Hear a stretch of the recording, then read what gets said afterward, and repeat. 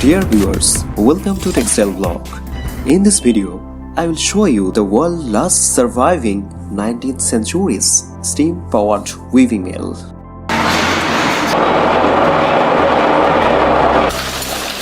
The name of this mill is Queen Street Textile Mills.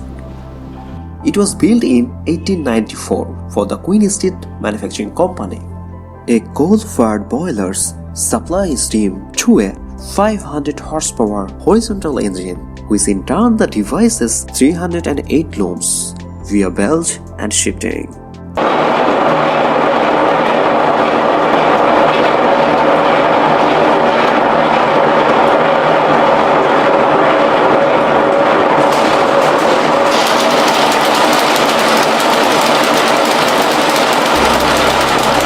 Originally, the mill contained over 1,000 looms, which employed thousands of people until the mid of 1960s.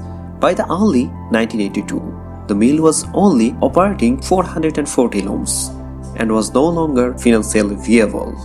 It finally closed on 12 March 1982. In the 1990s, ownership was passed to Lancashire Museums.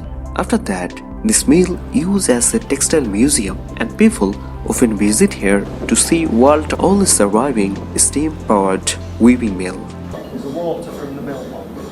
So the steam goes through the big glass bowl and it sucks in the water with it. A bit low, not too much, just a bit. Basically, we get it on the fire slowly. Fires.